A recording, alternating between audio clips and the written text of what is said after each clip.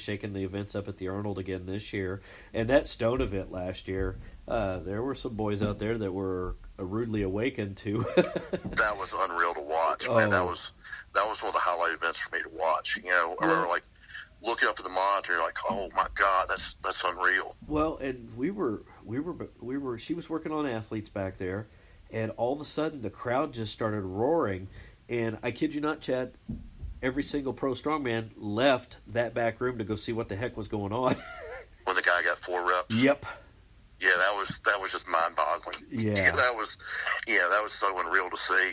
Oh, it was amazing and unreal. I mean, and I won't say he made it look effortlessly, but he did a pretty good job of it. Yes, he did. So, but, well, I've gone through what list of questions I think I could remember, Chad. I'm a talker. I could go on for whatever about strength. So yeah, me it's too. Totally up to you, man. Me too. But we've had a chance to talk about Highlands, some strongman, some Maz, and your skater history. So, which I still think is pretty daggone cool. Yeah, man. I was like 130 pounds when I graduated high school. So 130 pounds, no beard. Yeah, no beard.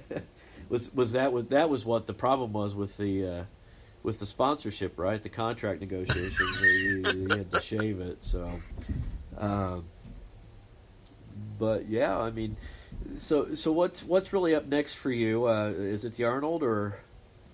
Man, just staying busy. You know, I mean, what's next? I got like a book with stuff logged in, and you know, like I'm taking one of my best friends. Rephrase that, my best friend from growing up. Taking him to West Virginia this weekend. Okay. It's my buddy Craig, and he has Parkinson's. Okay. And you know, he got into string sports and became addicted, just like in the past year or so. Did his first powerlifting meet a while back, and he's still involved in powerlifting. He's trying to qualify for USPA Masters Nationals. Okay. But anyway, you know, he's came by the house here some and trained strongman stuff with me, and taking him up for his first contest. So I'm super excited about that.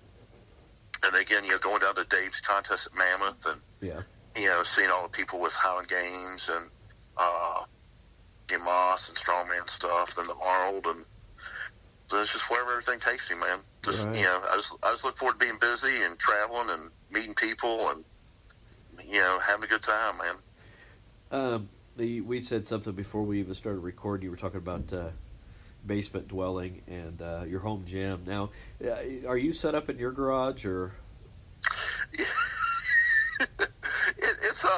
It kind of expanded from the garage into the basement, and then it's kind of expanded from the basement to, you know, you have other stuff stored like outside the patio and stuff. Yeah. But yeah, I love it. You know, I have a nice little stone lifting platform in here, and you know, squat rack, deadlift platform, tons of bars. Yeah. You know, everything I need. It makes me happy. There you go. Well, and that's why I joke. I'm pretty proficient with tools, and I can build things that seem I'm not. to. I just know people. No, there you go. Well, you know. But I get pretty proficient at building things to where they still kind of still are around to this day, things that I built years ago. And, you know, my power tools are making their way down to the basement to make room for the gym and the garage. Nice. You know, I'm not going to build anything in this basement. I used to at my old house a long, long time ago, but this basement's too nice. I wouldn't do that. But, yeah, I mean, you talk about it, you start collecting things. You know, I'm always looking for another cheap piece of equipment to add to the gym because I've got a fabricated competition bench. I've got a squat rack, makeshift deadlift platform. I've even got a seated cable rower, and some weird squat contraption. I have no idea where it came from. But then kegs and stones and wobs and I've all even the fun stuff. Oh yeah, and I've even John Tracy earlier in the summer or earlier last year we went shopping and bought all the items to make an adjustable standard, so we could throw out in the backyard. So, and that was actually my birthday present to Becky. And so you start collecting all this stuff, and it's like you feel like you have enough to be dangerous, but then you're like, well, I really want one of these. I need this, you know. Yeah, so, the record collection is bad enough, yeah. And then throw on like strongman and string sports on top of all that, and yeah, you're guaranteed you'll never have any money in life. Right? Yeah, but you're gonna have a good time. You're always fun, you know. Bring people over to the house for entertainment and say, "Hey, we're going to go out in the backyard and throw something," which I did make my daughters do. My 15-year-old and my 10-year-old. Over the summer, I took the weights with me back down to Indiana and was teaching them how to throw. I don't think they really have any interest, but I'm like, well, I got to expose you to it. You know, I wouldn't be a good dad if I didn't. Well, you're also like a true like strength geek. Like when you get excited to go to the hardware store to buy like sand for sandbags, or like pea gravel to fill a keg, or yeah, you know, or plumbing fittings like seal off the top of a keg and things like that and stuff. Yeah. Oh, what project you go? Well, I'm sealing off a keg for lifting or throwing. You're like, what? Yeah. Oh, well, it was funny because I felt very uneducated, but then I quickly became educated from the mistake. But somebody local here was selling kegs, and they ran a restaurant, and they were just selling the kegs. And it was on Facebook Marketplace, and I was like, oh, I want a couple of half kegs. Okay. So I meet him, and two half kegs cost me $30. And I'm like going, oh, well, I wanted the half kegs. He's like, well, these are half kegs. Oh, well, I wanted the smaller ones because I was going to fill them with sand and throw them. He goes, oh, well, those are quarter kegs. I had the pony kegs? Yeah, I had no idea. I had no idea that. So I now have 3, I call them full-size kegs upstairs that I'm going to fill, but I'm still looking for some of the smaller ones so we can throw them. Yeah. So I became educated in the world of kegs, but I felt like I should have learned all that in college, but whatever. So,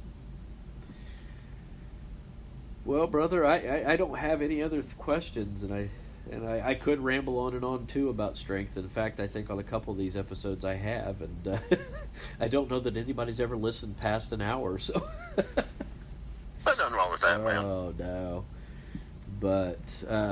I do appreciate you taking time to talk with us tonight. I know it's not as exciting as the run of TV interviews you've been able to do, but but my face is made for radio, Chris. Right? Yeah. Well, you know, Dr. Todd and I joked about that on an episode. You know, there's a reason why we do this unseen. You know, faces only mothers could love. So.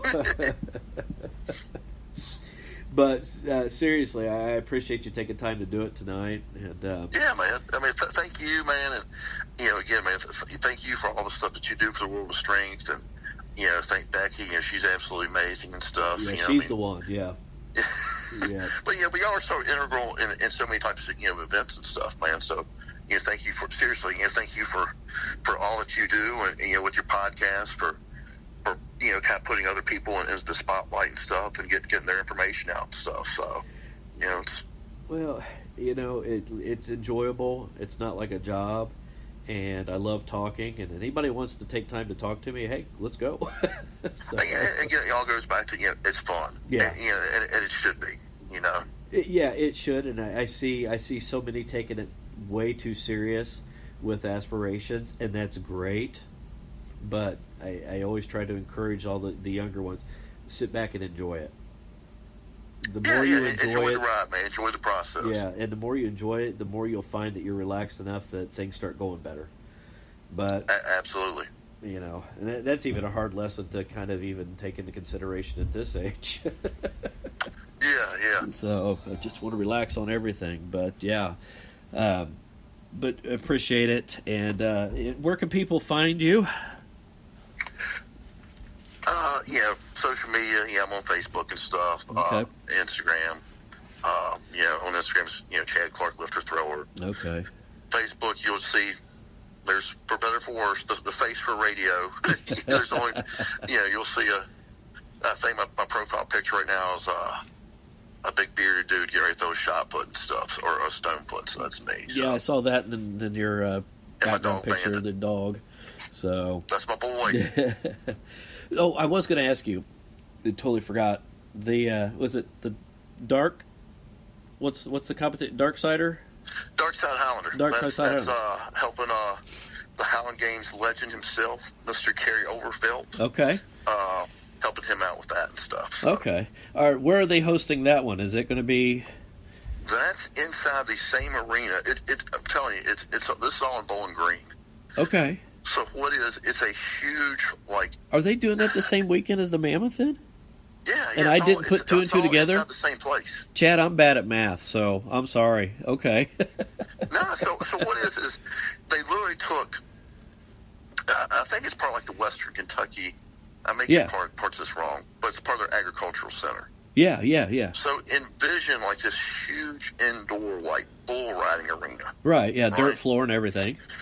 So basically what, like, Dave has done is, like sectioned it off, like, one end, is, Strongman Corporation, sanctioned, Mammoth, Strongman. Yeah. And the other side will be Kerry Overfelt's, myself, Darkside Highlander. And then kind of in the kind of between area, we'll have a Moss competition running, or we may run that up on the concourse. I'm not really sure. And at the same time, it's also an SPF powerlifting meet going on. Okay. And they'll be using like some of like the I guess like the open rooms, right, within the arena and stuff, like some of the halls. But so there's a lot going on there. Okay, I guess I just never put the two and two together. I read about that one, and I was thinking, oh, okay, that's really cool. It didn't add up for me for some reason. So I'm slow to the take some days, but okay. That's all right, man. No, that sounds really cool. Now I'm wondering if I can talk Becky into go ahead and traveling down there. Yeah, man, and the cool thing is, man, I mean, it's gonna be so many like athletes there. Dave has, I think, like 106 athletes signed up. Okay. Already, just for strongman. Okay. And then I think KO has probably around 35 to 40 athletes signed up for the Highland Games. Okay. And then we probably have a dozen people from Moss. Okay. And I have no clue how many would be there for the SPF competition. But I know you're right in the heart of powerlifting country right there in Kentucky. So I imagine it'll be a good turnout for that too. Yeah. Okay. Well, cool. That does sound like a lot of fun. I mean, not that it didn't before, but that just kind of ups the ante a little bit. So. Oh yeah, I mean, it'll be a good time. So, and here we go. I was closing it out, and I keep having these things pop into my head that I wanted to ask, because we talk about Highland, and I'll backtrack a little bit here on it. We talk about Sheaf, which is like a lot of people's least favorite event, and some people just love it and are really good at it. What did you think of the Sheaf at the Arnold this year? I fell in love with those things. Those things were sexy. I love Sheaf, man. Oh. hey, if you're in the Southeast, you love Sheaf. That's all I can say. Well, I thought it was Clevenger that made the bags for the Arnold. Yeah. And when they showed up, I had my picture taken with them many times, and actually rested my head on one and was trying to sleep on it because I just think those things were just awesome. And I showed Becky, and she's like, "Oh, those are beautiful." Hey, man, and hats off to Jason Clevenger too, man. That guy does. Talking about an unsung hero in the sport. I know he does tons of events as well. It donates tons of stuff for charity. I think pretty much all of his events go to some type of charity type thing, man. Okay. And the odd thing is, honestly, I've never met the guy. Yeah. We've talked, online tons of times. He's donated things for me, raffle off at my events to help raise money for other charities and stuff. But yeah. What a great guy. That's just another prime example of like the great people involved in the strength community, always giving back, always doing something, for a greater good or for a greater cause. So I don't know how many people know that about the guy, but hats off to him, man. Well, that's cool. Yeah. There's a lot out there, those unsungs that nobody knows about, but it is, man. Like it all goes back to so many great people involved in this in this community that we're in. Definitely. So All right. Well, with that, we'll end it on that high note. So, Yeah. but